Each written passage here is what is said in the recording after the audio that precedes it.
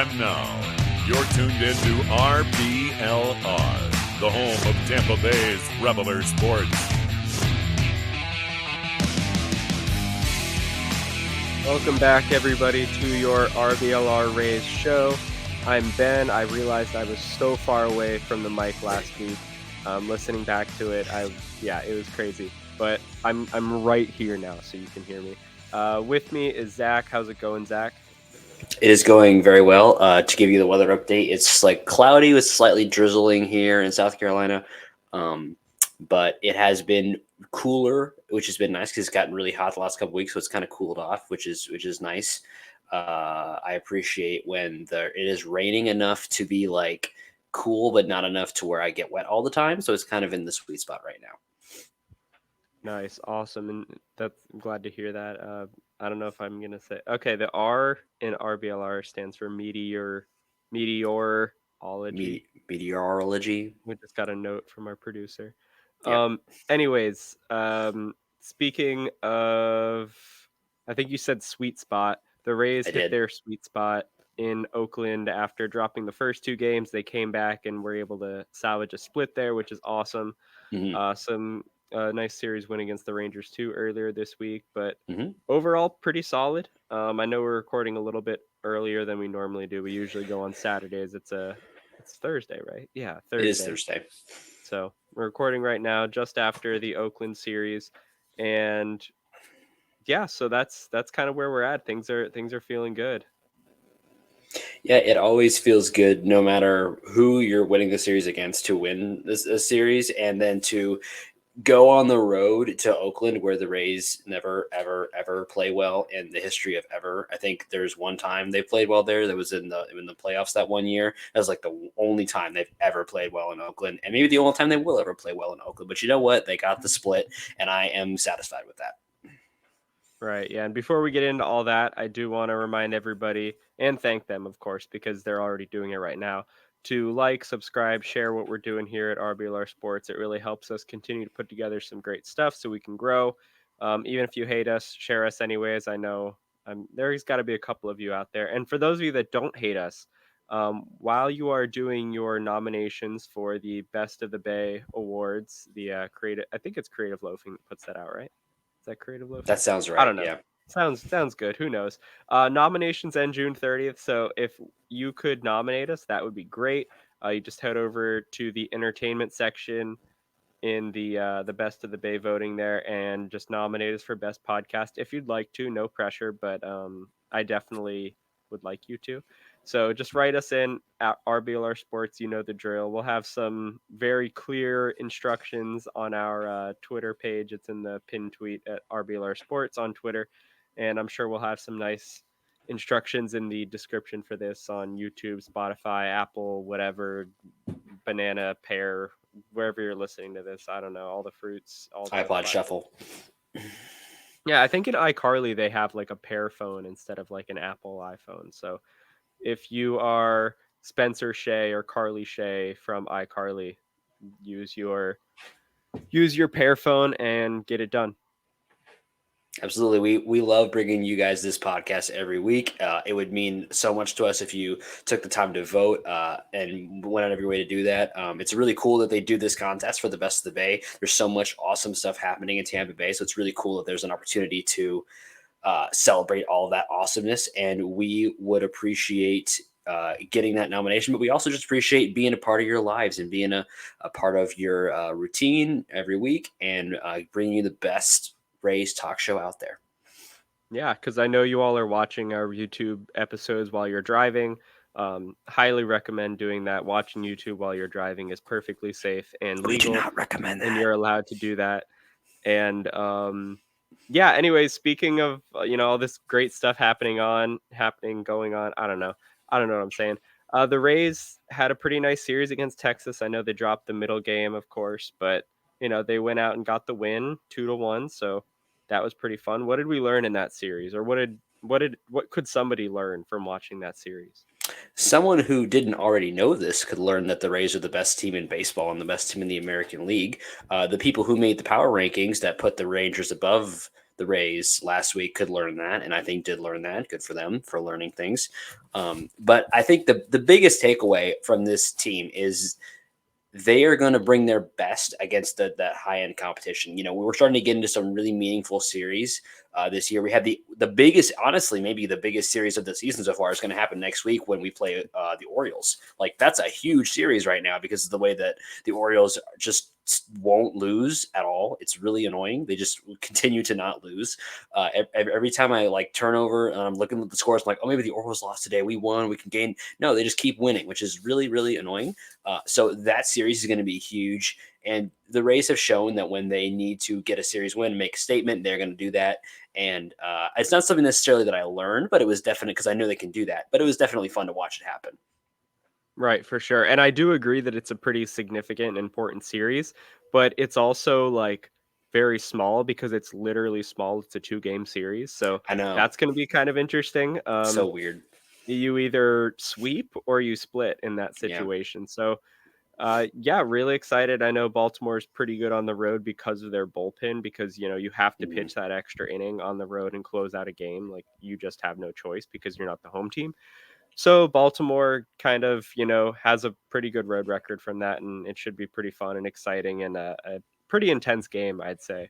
So definitely looking forward to Baltimore coming in. And yeah, I agree. I think the Rays kind of went out and showed like, okay, yeah, the Rangers are good, but we're better. So yeah, I really like that. I like what Paredes did. Just a really great, awesome series, and it was fun to be able to go to a game in that series too. Yeah, just high quality baseball. I mean, no shade to the Rangers. They are a great team. We may see them in October. It's a very, very possible. It'll be interesting to see how they continue to go this season with Houston in their division. You kind of expect Houston to make a play for the division at some point this season. I don't know when that's going to be or how close to the end if they're still going to be in it, but Houston's going to be around. So that's a tough division because you kind of know that they're sort of sitting in the back corner waiting for the opportunity. But I mean, the Rangers have shown that they're going to succeed, and I think what's the most impressive is they lose Jacob deGrom, who is their offseason coup de grace, and they continue to perform and continue to win. It kind of reminds me of the Rays, where you lose some of your top end talent that you're counting on to be a big part of your wins, and you lose them and you still go out there and perform. So a lot of credit to Texas for being resilient. The Rays are just resilient-er. Yeah, they definitely are resilient and part of that resiliency came from all these great bullpen acquisitions they've made, and now it kind of allows them to play to that resiliency, and they can kind of hang around in games as they get later. Like you're not, you know, losing games in the sixth, seventh, eighth inning because you have a deeper bullpen now. We saw it today. Diekman, he did run into a little bit of trouble, but he really buckled down and got the ground ball when he needed to. Mm-hmm. And then uh, Robert Stevenson just comes in, spams 4 sliders, the So best, good. probably the 4 best sliders he's thrown all year. So good. Velo was up, movement was up, spin was up. Got 3 swings and misses on 4 sliders, and On then maybe the A's best hitter, by the way, too. Like, yeah, really yeah, good he just stuff. came in and did it. So the bullpen's really deep now, which is awesome. I mean, it's been good, but like you add 2 guys with really good stuff. Like over the last 30 days, Diekman has the best stuff plus in the bullpen, and Stevenson has the 4th best. So you add like 2 guys to the top, and then it shifts everybody down, 2 roles essentially. So yeah, it's really noticeable, and we saw that in the Oakland series too. All the games were competitive. They split 2-2, but they were in every single game. And Mm-hmm. if they weren't so gassed from this crazy schedule of 17 games in 16 days, they might have won the series. But I'm happy with the split against a really hot Oakland team. I don't know about you. Yeah, just whoever was out there who made this schedule for them to have a no off day on a travel day to California. I just want to talk, just want to have a sit down conversation with you and just ask why and why do you hate the Rays? Because that's brutal. I'm sorry, traveling all the way to California out a rest day.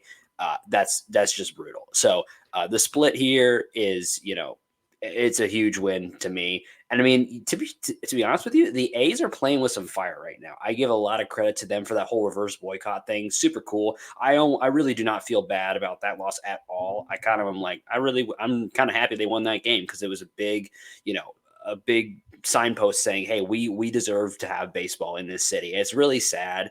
I don't know. Did you see the tweet that or the response that Rob Manfred gave to when he was asked about the reverse boycott, basically making fun of the A's? He basically said it was really nice that the A's got one game that was kind of close to the attendance of any regular Major League Baseball game this season. And I'm like, is this like did you think you were on your burner when you said this in like live? Like that's an insane thing for the commissioner of Major League Baseball to say.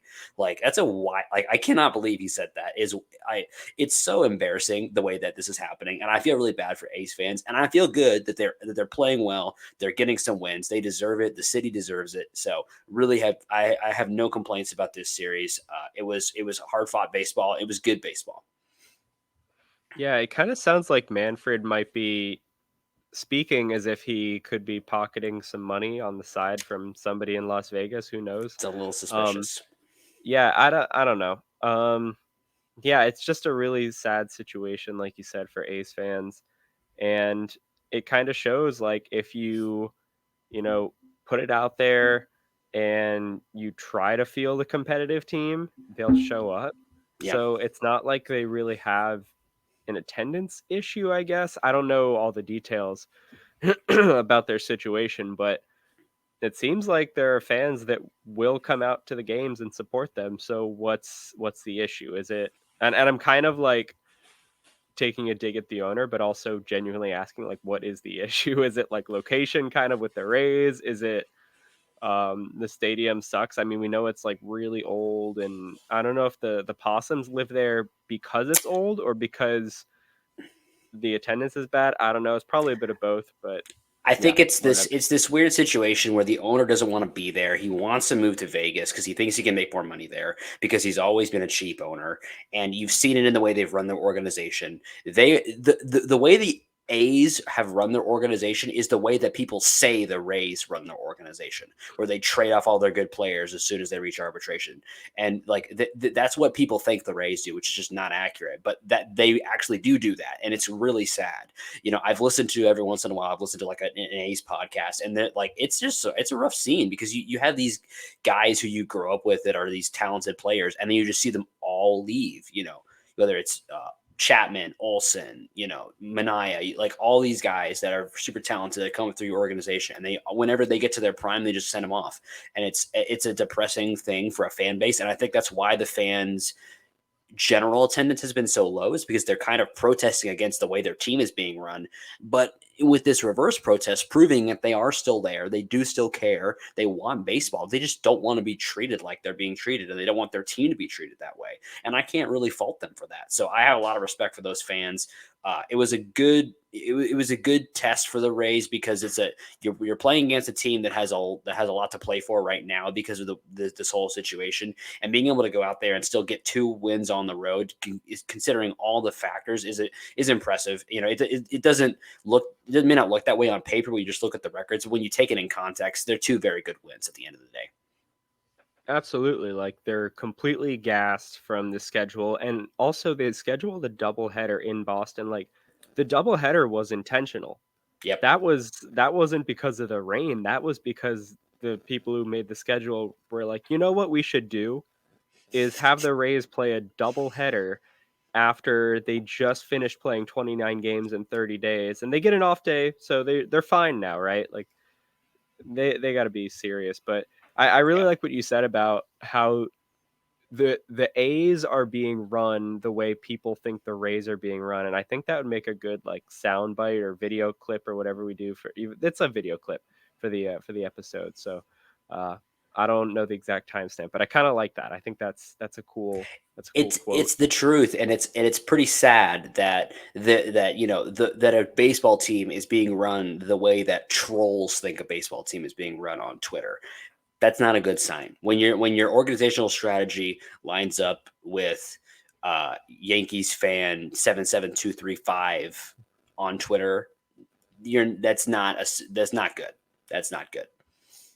No, it's not. But yeah, the overall though the series in Oakland, I not can't really complain there. They were competitive in the games. There was some BABIP stuff for sure, especially in the game today. I mean, Taj definitely should have probably not walked the 8 and 9 guys.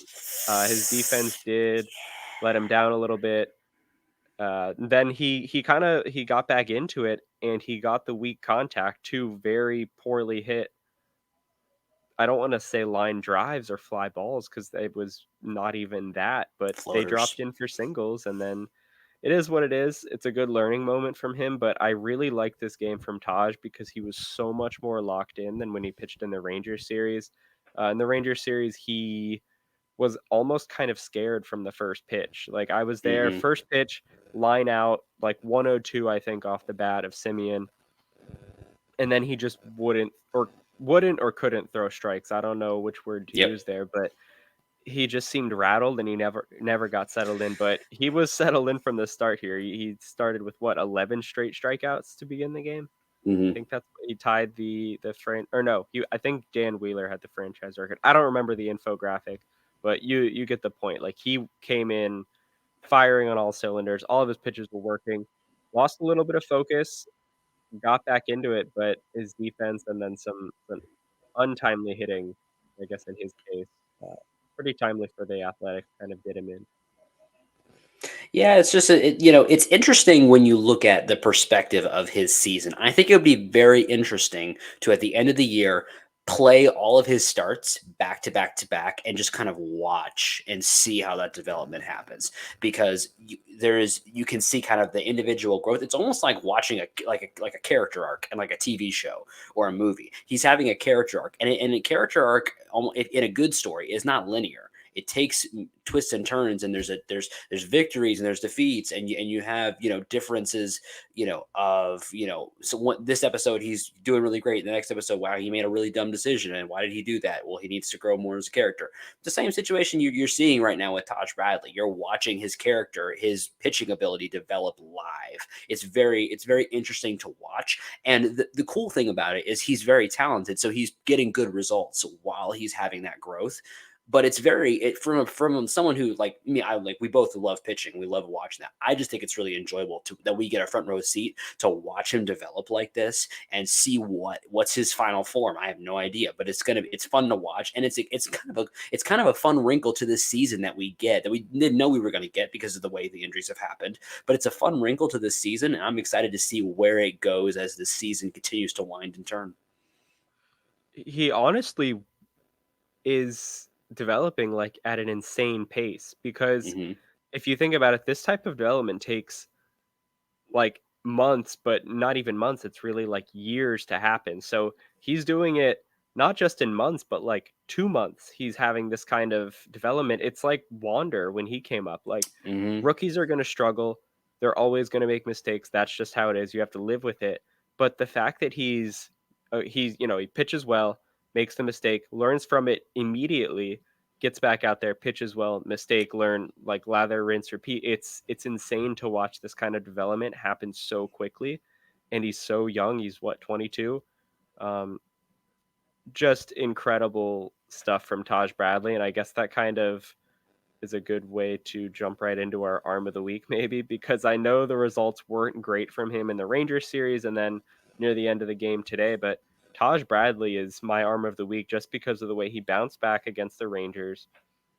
He showed he belongs in the majors today, not just because of his performance, but the way he's been bouncing back. And this kind of shows like the Jekyll and Hyde thing of these two games is showing that this is almost like his Goldilocks zone for development and that he belongs in the majors because it's not too easy. It's not too hard. I know he had a little bit of struggles in Durham, but that was more about trying to refine things and doing things that didn't really make a ton of sense in the context of games. So he was working on certain things, whatever. I'm just really excited about his rapid development. And yeah, I just think he's going to be awesome for the rest of the year. And I really don't expect him to go back down to Durham ever, probably. when you look for someone who is elite, when you look for someone who is going to take you to the next level, it could be a front of your rotation or top of your lineup. You look for someone who can handle adversity, who can take one on the chin and go back out there and continue to perform. And that is one thing that we've seen from some of the prospects as we watch them. The ones that tend to not last are the ones that have a great outing and then they have one bad thing happen and it all falls apart and they can't try to get back out of it. He didn't get the results for this outing, but the way he pitched and the way he attacked the zone and got the and tried and got the outcomes, even if the results weren't there, he got the he got what he needed to get. He did his job. It just didn't happen. It's okay. But the fact that he was able to do that shows that he's maturing as a pitcher. It's what you look for in your stars. The fact that he's 22 years old especially as a pitcher, developing as a pitcher at 22 years old is the same thing as like being 20 as a hitter. It's like it's so hard to be young and be a pitcher. It's so difficult.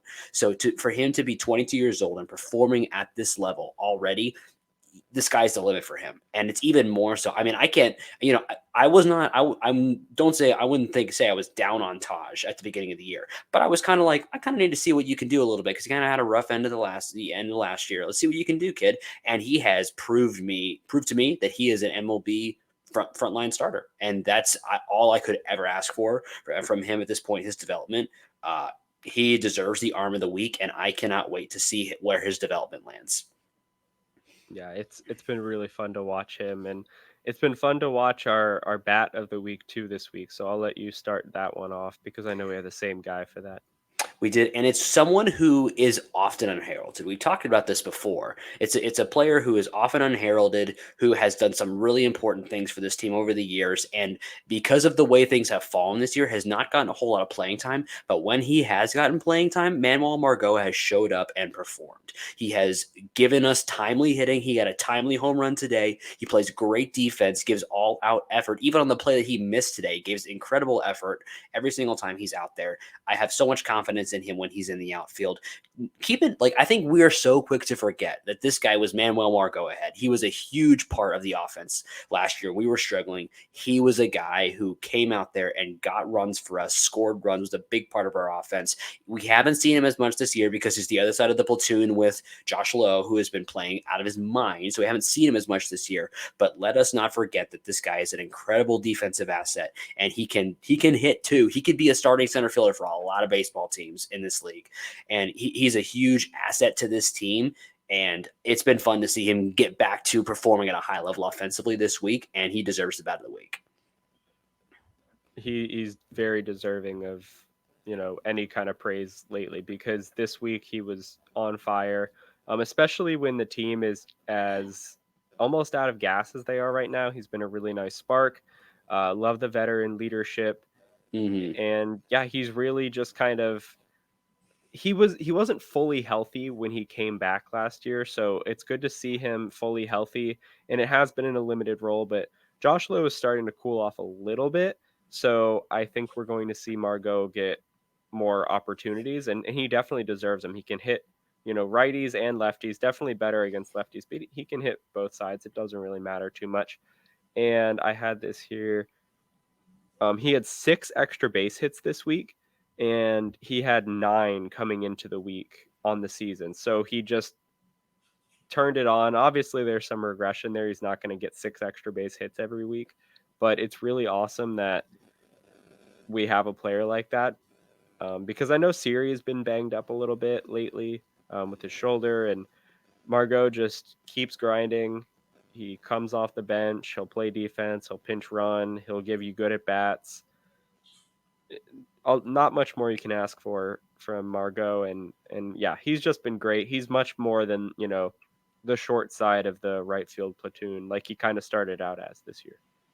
If you were going to rank your top 5 defensive players on the Rays right now, who like just not necessarily in any particular order, but how would you rank your top 5 defensive players on this team? I mean, I definitely put Siri and Walls in like a tier of their own, but then just below that category, it would be like Margot, Bethancourt. Bethancourt might kind of be actually like right in between the tier of Walls and Siri and then Margot and some other guys, but Margot's definitely up there. Like, he is so valuable. I mean, I think people forget he's like one of the best like outs above average outfield leaders like ever. I mean, it only Yeah. goes back to like I think 2015, but he's really good. Yeah. What about you? Where would you put Margot and I guess some of the other defenders? Yeah, for me, it would go Siri, Walls, Margot, probably I think Bethencourt, and then Wander.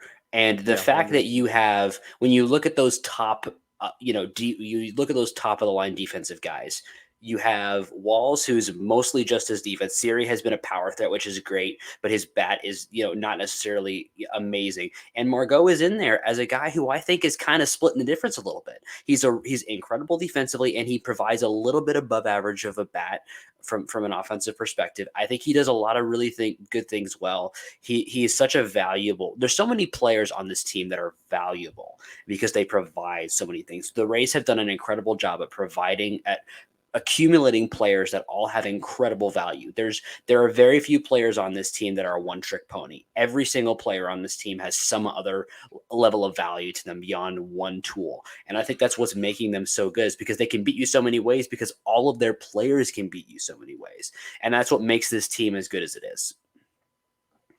Yeah, and you know what? Speaking of value, we have a deal for everybody watching, hopefully you're watching. Maybe you're listening. You can do both. It's fine. You've got eyes and ears. Speaking of value, we have a fantastic deal for you. If you head over to shop.rblrsports.com, you can get, well, I can get too, if I wanted to, 10% off everything using Mm-hmm. promo code FLAPPY. That's FLAPPY. We've got shirts. We've got more shirts. You know what to do. Mm-hmm. Head on over to shop.rblrsports.com. If you don't know how to spell that, the link is probably in the description. All you have to do is click it. Mm-hmm. It's so easy. So, value, great deals. Shop.rblrsports.com, promo code FLAPPY, FLAPPY. FLAPPY. Some good stuff on the site. Absolutely. Yeah, I mean, that's kind of our week. I know it's a bit shorter because we're recording in a shorter time frame, but we got a lot of injury stuff. I have some good injury stuff that I was able to dig up. So, um I don't remember exactly where we left off, but I'll just kind of run through these guys because some of them we might have Okay. touched on last week. But Fauché, he's still shut down for a little bit. I'm going to save the best for last. Fauché shut down for a little bit. We'll get a timeline soon, I'm sure. Fleming, he's trying to get other opinions right now. He was transferred to the 60-day Mm-hmm. relatively recently. Yeah. We know that he's still trying to avoid surgery. Fairbanks is back. We love that. Littell is back. We like having options in the bullpen with guys who have good stuff. And now for the really great stuff here, Andrew Kittredge.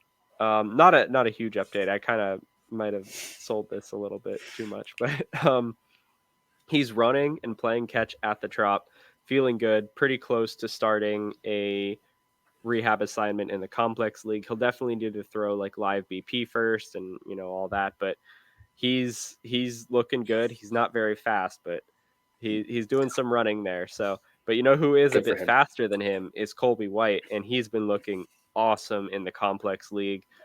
Command has been whatever, but the thing is he's feeling so good, so he's like letting it rip. He's hitting 96 in the games. Mm. He's also been kind of doing his workouts at the Trop too, and just doing well. He's responding well to the workload. He's pretty close to joining Durham, which is exciting. And last but not least here, I think it might be last but not least. I don't know. Let me know if I'm missing someone after this. But Curtis Mead, he is also doing some workouts at the Trop. He's very Good. close, like extremely close to starting his rehab in the complex league. Very good. Life is good. I mean, Life is we good. also have Brandon Lau updates. I don't know if we talked about that before, but he's out for quite a while. So that's the other injury thing I might have missed. But yeah, some exciting stuff on some guys that are still a little bit a ways away from joining the major league roster, but exciting stuff nonetheless. Yeah, and on that Brandon Lau injury, I think that could lead us into our listener question of the week from Twitter, because I think That could. I believe that is what they voted for. Yes, it was very close between talking about the road struggles. I'm using air quotes. only 8 teams in Major League Baseball have winning records on the road, anyways. So, but we won't talk about that because No, you asked for Aranda propaganda. So we're gonna talk about Jonathan Aranda here. I don't know. It is what it is. And yeah, so Brandon Lau's out. The Rays offense is down a little bit. Most of that could be attributed to the scheduling, which really sucks right now. But they are kind of missing a left-handed competent major league bat. Calling up Brujan is great because his defense, his versatility, his speed. Even though he was a little hesitant to use his speed the other night, which was it's very weird. yeah, super weird. But he has some value. But it looks like the Rays could benefit from more offense. I mean, who wouldn't? So I don't know. What are your thoughts on Jonathan Aranda? I think I wouldn't mind giving him another shot at the big league level because I think Aranda is falling into that category of players where it's like, okay, how much more does he have to prove? He's very good against AAA pitching. I think we all know that by now, that he's very good against AAA pitching and he's going to continue to hit. So I think you kind of are getting to the point where it's like, I kind of want to see with if we gave him an extended, which we kind of did last year, but if we gave him one more extended audition at the major league level, what could he do? And there's definitely a spot in a lineup right now with Lau being out for a little while. So I would be all for it, to be honest with you. It's after Brujan just like did not run at all the other night. I was kind of like, okay, well, why are you here then? Like, and I admit that's mean because he's definitely provides value, and but I kind of am like, okay, well, if you're not going to be fast, that's kind of the thing that you have over, Aranda is that you're fast and you can play defense. Well, if you're not going to be fast, then maybe we should get someone up here who can hit a little bit. So I think I don't know when it'll happen or if it'll happen. It probably won't happen like right away. But I do think it would be interesting to see them give some run to Aranda at the major league level because I think that's kind of what's left for him to do is see can he consistently hit major league pitching or not. Yeah, I mean, you said it perfectly. He doesn't really have anything left to prove in AAA. Like he is the bat is major league ready, and I'll Yeah. specify why I'm saying the bat is major league ready in just a minute. But in his last 13 games in AAA, 57 plate appearances. If you had to guess, how many hits do you think he has in those? Well, okay, I'll help you out a little bit. He has 7 walks, so his last 50 at bats. How many hits do you think he has in his last 50 at bats? I'm going to give him 25. Okay, well maybe you cheated. I don't know. He does have 25. So I he's did not looking. cheat. I did not cheat. That was a No, pure you're guess. good. He's got 1, 2, 3, 4, 5, 6, 7, 8, 9 multi-hit games in his Wow. last 13 games, including 1, 2, 3, 4, 5 3-hit games. So that 500 average is not coming cheap at all.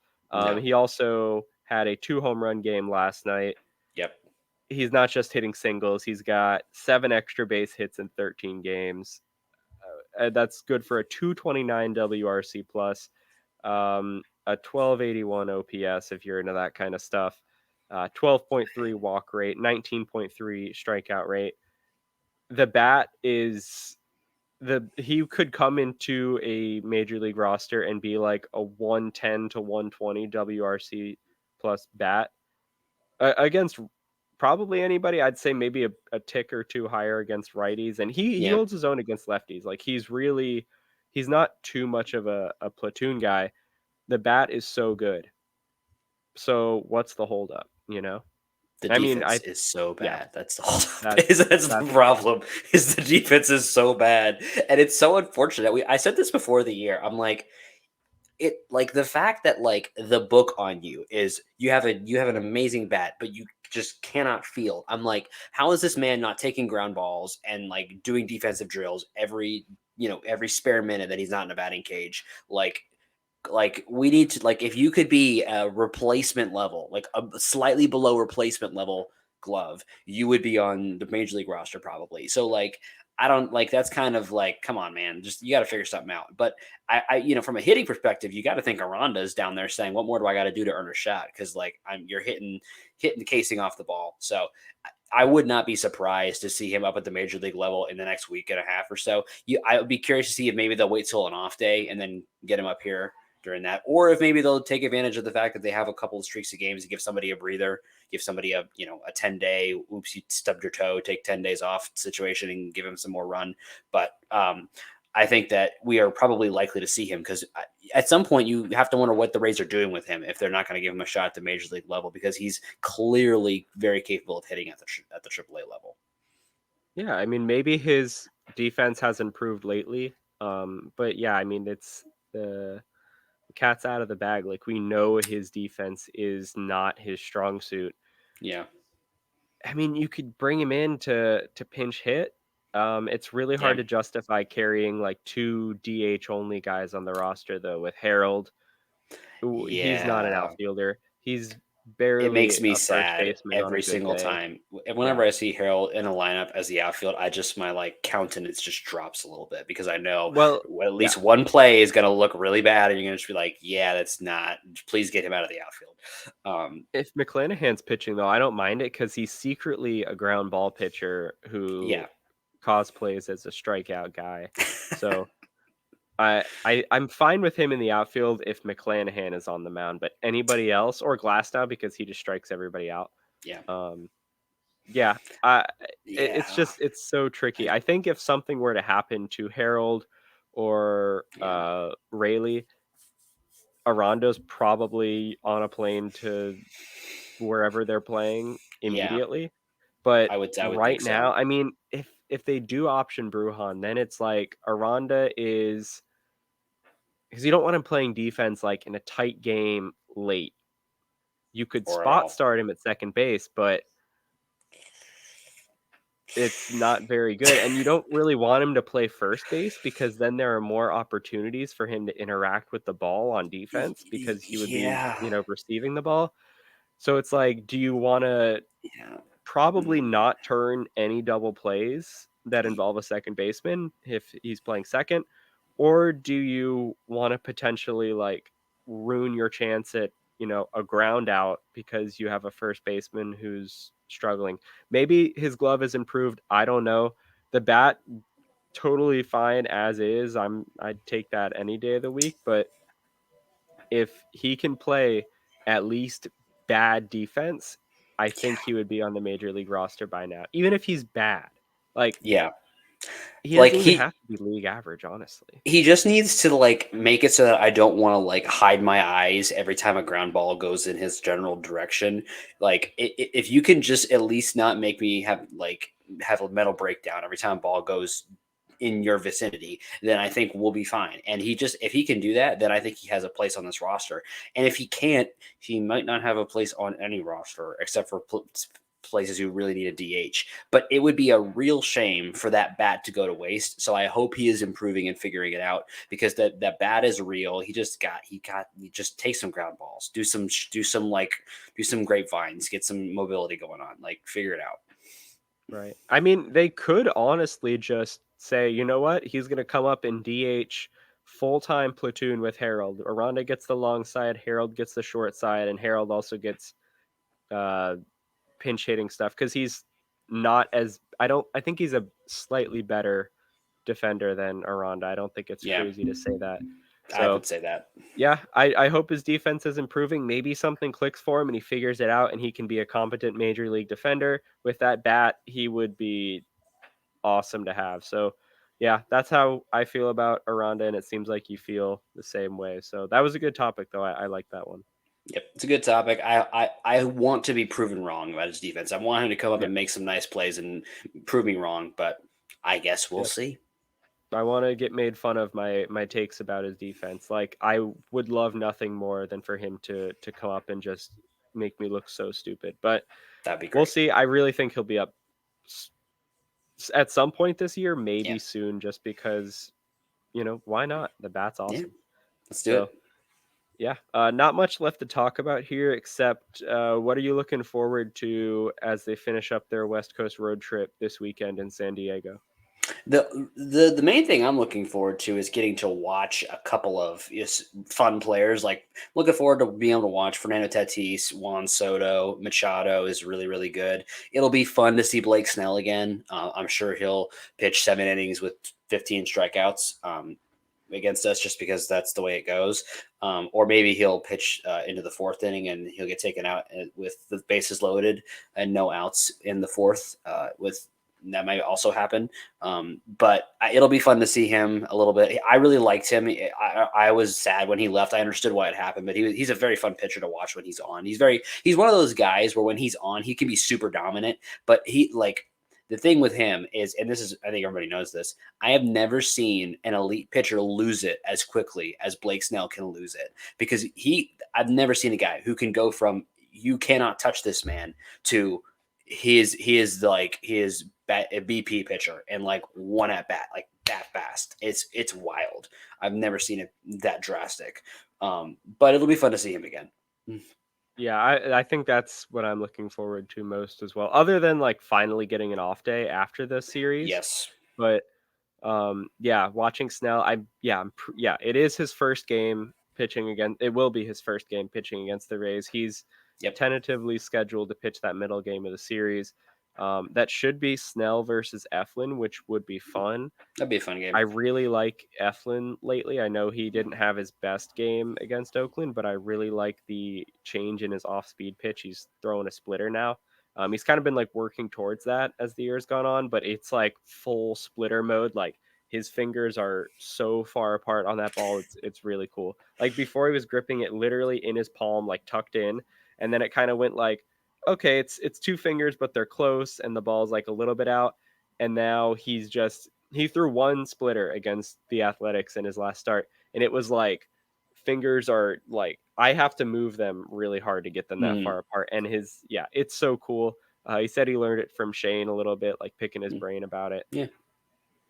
Yeah, it's a really cool pitch. So I'm looking forward to Snell, Eflin, splitter, off day. Probably in that order, maybe off day first though, because that's really, really important and much needed. Everybody deserves a day off, and these guys have earned it. So hope they enjoy it when they finally get there. Yeah. So as for everybody listening, you enjoyed the rest of your day here. If you're off, if you're not, thank you for liking, subscribing, sharing, listening all the way through. I don't know if there's anything else we're supposed to plug. We got the best of the Bay stuff, so we're good there. And okay, we are getting the music, so that means I didn't miss anything. Like, subscribe, share, rate, review, whatever. Go Rays. Thank you all for listening. Raise up.